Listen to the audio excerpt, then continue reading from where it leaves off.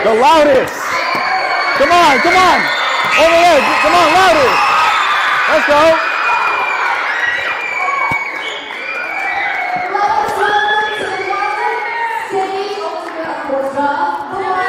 The only.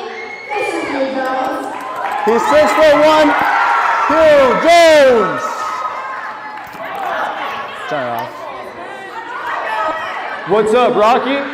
How we doing? Good. All right. For those of y'all who don't know me, my name's Hugh. My brother Kenny and I, we're the 7th grade boys leaders. We also co-lead the middle school boys youth, the groups. If you're here on Wednesday night, not for the message, or you're just coming out here to hang with your friends, that's completely fine. We're here. We're happy to see all of your faces here. Thank you for spending your Wednesday night with us. So let me give you a little background about myself. So I'm a student at Colorado State University. I'm a sophomore. I'm studying business, and pretty much for all my life, I've been a Christian. And with that has come a lot of mistakes. There's been a lot of learning opportunities that have come with that as well. But with that being said, no one's perfect, right? I can't just say I've been making all these mistakes, because no matter what, we're always going to fall short of what Jesus has planned for us. So let me give you a little quick rundown of kind of what my life's kind of looked like. So for pretty much all my life, I've been a Christian. I can't 100% tell you guys that I've been following Jesus with all my heart, because that would be a lie. It wasn't until these past couple years where I decided, you know what? I'm a messed up person, and I need Jesus. I've been going to a Christian school for a really long time until I chose to go to Colorado State University, but I'm still going to a student ministry up there called SALT. And, with that, I've learned so much. And kind of rewinding to my high school years, I made a lot of mistakes that I absolutely regret. I made a lot of mistakes with grades, made a lot of mistakes with relationships, romantically and with friends. And with that has come a lot of regret and a lot of pain. And there were some years in high school where I had pretty bad depression. I was pretty good at hiding it, but to be vulnerable here, I didn't get over that depression until maybe a little over a year ago. And it's still there would be episodes here and there where it'll just kind of come back to haunt me. But with that, I kind of revisited just kind of how far I've come through that, because there's one thing that I've learned that's so essential to all of y'all. Whether it's just such a small thing, whether it's just with your tests or your friends, or maybe your parents aren't getting along, maybe you're not getting along with your siblings. It can be even as hard as maybe you lost something really important to you. Maybe it was a car accident, or maybe they're just not your friend anymore. Maybe it was a breakup. Maybe it was someone that you just had such a deep connection with, and something happened where it's just, you guys don't really have that, or maybe it's not as strong anymore. But for me, all I know is that pain, I still kind of have that today. And I've learned through that pain, I've grown a lot.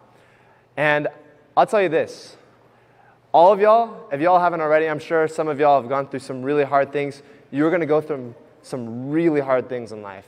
Some things that are going to seem absolutely they're not going to be overcomable. That's what it's going to seem like. But you're also going to have a lot of good memories, right? And some of those things we're absolutely not in control of. A lot of those things, actually. But that's a big part of faith, right? And for me, when I'm in high school, I think around my junior year, I got into a pretty deep relationship. And honestly, this is the girl that I thought I was going to be the one that married her. And this was the person I was planning my life around. And then she made some bad decisions, I made some bad decisions, and it led us not being up together anymore. And because of that, I grew a lot because of it, but I also have a lot of regret in that, because I lost someone really important to me. But I had to lose someone really important to me to realize how precious God is. Because of that, I wasn't prioritizing God. And there were a lot of moments where it just felt like I was lost, hopeless, and my past felt like it was imagine a huge metal ball, 15 times bigger than I am right now, and me just chained to it. I can't move. I'm stuck. That's what it felt like. And then through these years of pain and, whether it's even failing a test, I failed my permit test twice. Yep, twice. Yep, that was a fun experience. Yeah, I know, right? Good for me. Yeah, so pay attention in driver's ed. But besides the point, whether it's something as small as a test or a relationship, one thing I learned was holding onto your pain is like doing this. It's like keeping your hand on a stove. When you're younger, your mom says, don't put your hand on the stove, it's going to burn you. It's going to be hot. And then you touch it, and then what happens? You get burned, and it doesn't feel good, right? But here's what I kept doing. I kept my hand on the stove for a really, really, really long time. And what do you think happened? It burned, and it left a mark. And my pain only got worse. And because of that, it took me longer to heal, and it was so much harder to give to God. And me surrendering, like that pain, almost didn't feel like an option because it felt so, like detrimental. It felt so hurtful. And it wasn't just that relationship. It was so many other things. Because when I was going into college, I was so excited. I was honestly the typical public college student. I'm going to go drink. I'm going to go party. I'm going to go meet as many girls as I can, even though I don't got no riz. All right? All right? You see? That's what I thought was going to happen. All right? But then, little do I know, I kind of start getting more and more involved with Jesus. I start going to church more often. I kind of start surrendering the pain that I had. And all that stuff seemed so unattractive to me. And my past kind of felt like it was like the burden was like lightening up. I felt like I could actually walk forward and focus on what Jesus had planned for me because of what he did 2,000 years ago on that cross. And I think a lot of the reason of why we keep holding on to our past and all of those mistakes that we made, I think that something that stems from that is the lie that Satan feeds you. And I think this is a really common lie that all of us can kind of, familiar ourselves with. And it's something that's been in my life and I still kind of believe, and something I'm still working on.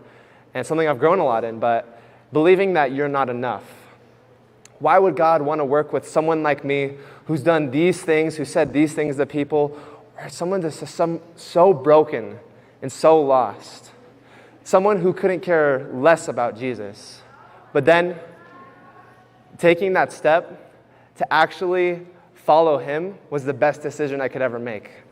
Because for all my life, I've been a Christian, but I haven't been living as one. These past couple years have taught me so much. And through that experience, from my hand being on that stove a really long time, my wounds got really deep and the pain only got worse. And with that, I started moving on, and Jesus said to me, take your hand off the stove and turn it off. Because here's the thing, Hugh. Your past, it's a lesson. It's not a life sentence.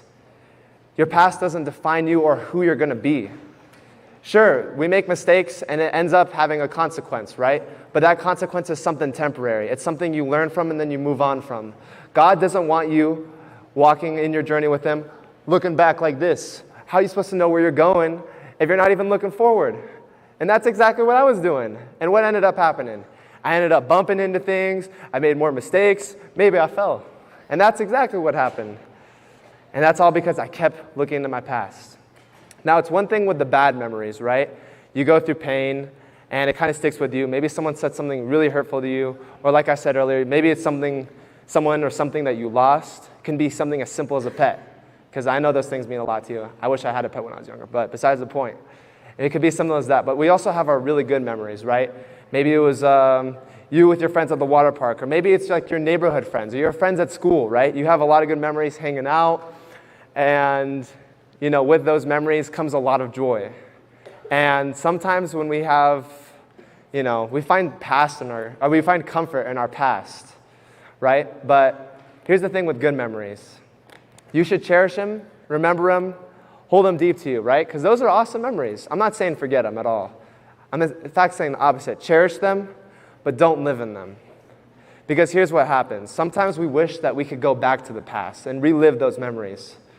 But when that happens, what ends up happening is that Jesus has an amazing plan for you. This kind of goes into my message that I gave last year about how we find fulfillment in him. He has such a good plan for you if we just let him work in our lives. And for me, holding on to my past didn't allow him to work in my life because I was focused on what happened to me and I had no control over. And I was letting it just kept beating me over and over again. And I was so beat up because of it. And I just not one day, that would be a lie. Over time, I just said, you know what? I'm done. I'm tired of constantly being hurt. Tired of thinking negative thoughts of, I'm not enough.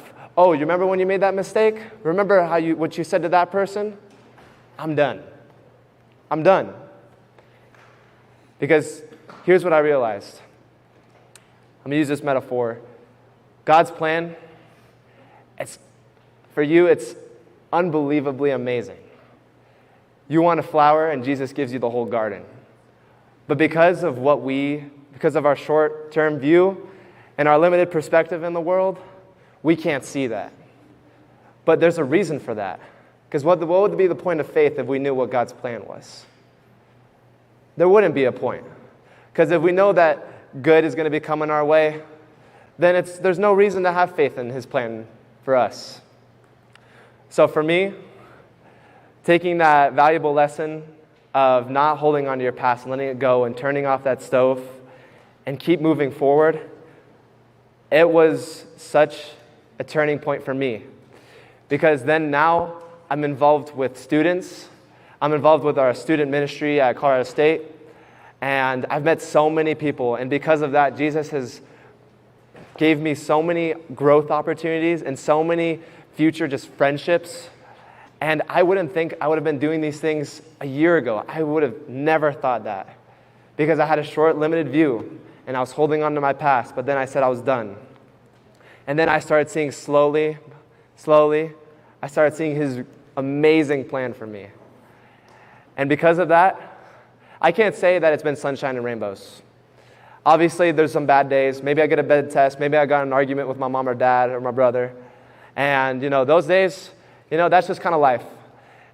Nothing's ever guaranteed in life. When you're a Christian, Jesus doesn't say, oh, yeah, it's going to be super easy. It's going to be a breeze. You're going to get to heaven and spend eternity with me. No. He didn't come down to this earth thinking it was going to breeze. He literally died for you on the cross. He suffered something so you didn't have to. We ourselves are not enough. But because of what he did 2,000 years ago, we are. And because of us letting go of our past, we can keep moving forward because of what he did 2,000 years ago. And because of that, it gives us even more of a reason to keep moving forward. That chain is broken. It has no hold on you. So for the middle schoolers going into high school, and for the high schoolers thinking about going to college or going into the workforce, I'll tell you this. Your past, it's always going to be kind of in the back of your mind, right? Some of that stuff's unforgettable, and it's meant to be because, you have to learn from your mistakes. But at the same time, you can't live in them. Because here's the thing, when God gave you that opportunity to go to college, to go to high school, and to even go into middle school, he had a plan for you, and he has one, and he's working through it. But to see that plan, forget the past. Let it be what it is. It's over. It's out of your control. Don't let it take away the joy of what you have right now. All right, let me pray over y'all real quick. Heavenly Father, thank you so much for this group of kids. Thank you so much that I get to be in front here today for Rocky students. Thank you just that you're so involved with our lives and that you love us and you have an abundance of grace and mercy. Thank you that you have a desire just to be and have an amazing plan for us. And I just pray that we can just trust your will and that we can let go of whatever's holding us back. And anything that is holding us back from the amazing growth that you have for us, I pray that we can just let it go and focus on what you have planned for us. And I pray for all these kids in your name, amen. All right, thanks, Rocky.